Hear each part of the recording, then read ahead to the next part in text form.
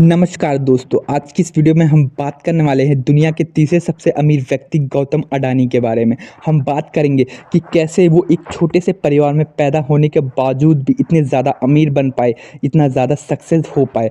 तो दोस्तों वीडियो में आगे बढ़ते हैं। तो दोस्तों गौतम अडानी का जन्म 24 जून 1962 को गुजरात के अहमदाबाद शहर में हुआ था। इनके फादर और इनकी फैमिली एक मिडिल क्लास फैमिली थी जो कि एक टेक्सटाइल का बिजनेस करती थी। उसमें बहुत ज़्यादा फ़ायदा तो नहीं होता था, लेकिन फिर भी घर का गुजारा चल जाता था।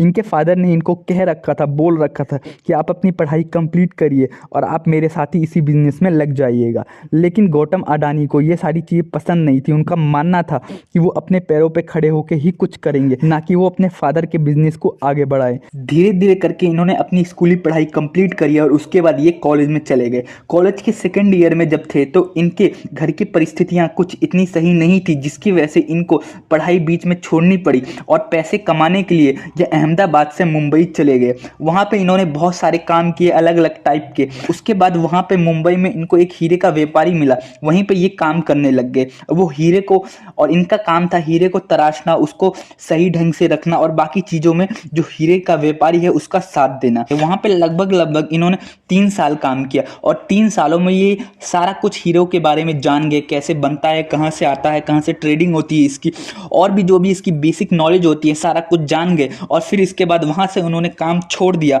और खुद हीरे से रिलेटेड काम करने लग गए। मतलब इनका ये डायमंड ब्रोकर बन गए एक तरह से। ये दो पार्टियों को आपस में मिलवाते थे, उनकी डील करवाते थे। इस तरीके से ये थोड़ा बहुत पैसा कमा लेते थे। इनके हीरे का काम थोड़ा बहुत चल रहा था, बट इतना ज़्यादा प्रॉफिट नहीं हो पा रहा था उससे कि वो एक उससे अच्छी लाइफ जी पाए। फिर इसके बाद क्या हुआ, 1981 में इनके बड़े भाई ने इनको अहमदाबाद बुलवा लिया। वहाँ पे इनके बड़े भाई ने एक नया बिजनेस शुरू किया था, जो एक रैपिंग पन्नी होती है जिससे हम माल को पैक करते हैं। इनके बड़े भाई का काम था, उस पन्नी को ये बनाते थे, प्रोड्यूस करते थे। लेकिन इनके बड़े भाई का बिजनेस वो अच्छा नहीं चल पा रहा था, वो पैकिंग वाला बिजनेस अच्छा नहीं चल पा रहा था, जिसकी वजह से उन्होंने गौतम अडानी को अपने पास बुलाया कि वो शायद कुछ इनकी मदद कर पाए।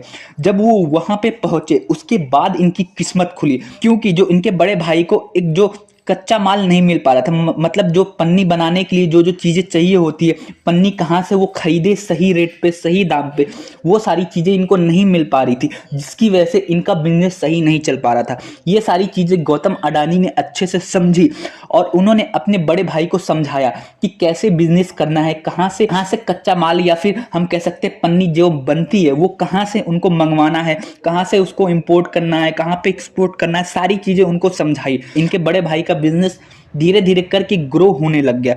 उसके बाद इन्होंने एक और दिमाग लगाया कि जो प्रॉब्लम इनके भाई फेस कर रहे हैं, मतलब इनके भाई को कच्चा माल नहीं मिल पा रहा है, तो ऐसी प्रॉब्लम और भी बहुत सारे बिजनेस वाले फेस कर रहे होंगे। इन्होंने क्या किया, इस कच्चे माल को अलग अलग देशों से, अलग अलग जो आसपास के देश से वहां से खरीदने लग गए। जैसे कि आप लोगों को पता है कि गुजरात के आसपास समुद्र है, नदी है, और वहां से बहुत सारी देशों की सीमाएं लगती हैं। तो उन्होंने बहुत जुगाड़ करके अलग अलग देशों के व्यापारी से संपर्क किया और वहां पे वो कच्चा माल मंगवाने लग गए। धीरे धीरे करके इनका ये बिजनेस ग्रो होने लग गया और उससे ये बहुत ही ज्यादा प्रॉफिट कमाने लग गए। और उसके बाद इन प्रॉफिट को वो छोटे मोटे और बिजनेसों में लगाने लग गए और ये देखते ही देखते ये सक्सेस की सीढ़ियां चढ़ते रहे और इनकी वेल्थ बढ़ती रही।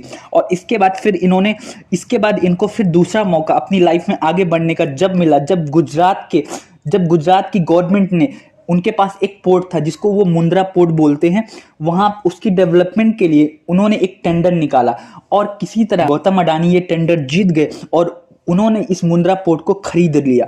और उसके बाद इन्होंने उसकी डेवलपमेंट के लिए बहुत ही ज़्यादा उसमें पैसे लगाए, उसको डेवलप किया और उसको इंडिया का सबसे बड़ा कॉमर्शियल या प्राइवेट पोर्ट बना दिया।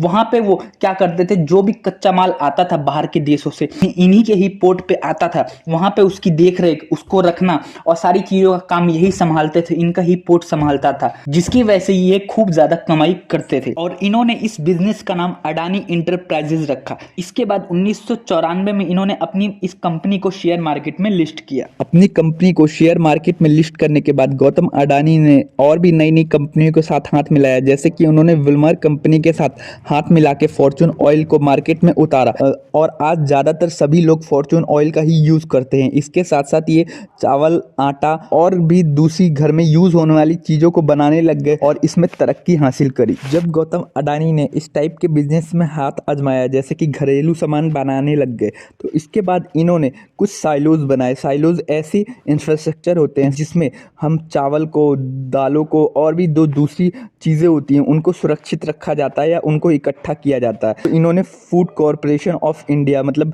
गवर्नमेंट से टाइप किया, फूड कॉरपोरेशन ऑफ इंडिया से टाइप किया और इसके बाद बड़े बड़े साइलोज बनाए जहाँ पे चावल का और दालों को सुरक्षित रखा जाता है। इसके साथ साथ इनको पता था कि इन सारे साइलोज को चलाने के लिए या फिर इतनी बड़ी कंपनी को चलाने के लिए बिजली की भी आवश्यकता होगी। तो इसके लिए इन्होंने बहुत बड़े बड़े पावर प्लांट इस्टेब्लिश करे जो बिजली बनाते थे और साथ ही साथ ये इन बिजली को बेचना भी इन्होंने शुरू कर दिया और इसके लिए इन्होंने ऑस्ट्रेलिया के एक कोयला माइन को ही खरीद लिया 12,000 करोड़ में। इस तरीके से ये इन कोयला से बिजली बनाने लग गए और आपने बहुत सारे पेट्रोल पंप देखे होंगे, अडानी पेट्रोल पंप, अडानी के पावर प्लांट।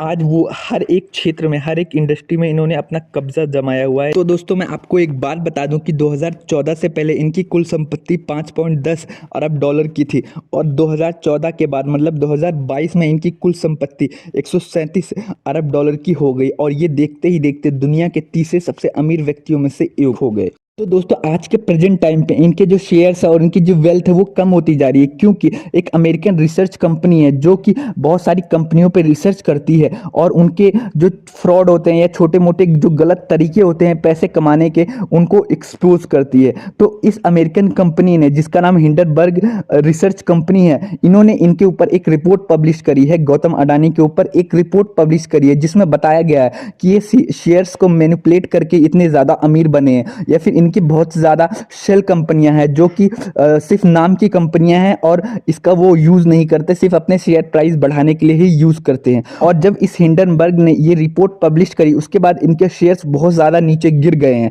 तो दोस्तों आज तो फिलहाल ये प्रेजेंट में चल रहा है, लेकिन देखते हैं गौतम अडानी इस मुसीबत से कैसे बाहर निकलते हैं। तो दोस्तों उम्मीद करता हूँ आपको ये सारी चीज़ें ब्रीफ में समझ आ गई हैं। अगर इससे रिलेटेड कोई और क्वेश्चन है आप नीचे कमेंट कर सकते हैं, मैं इसके ऊपर और भी डिटेल वीडियो बनाऊंगा। वीडियो देखने के लिए आपका बहुत बहुत शुक्रिया।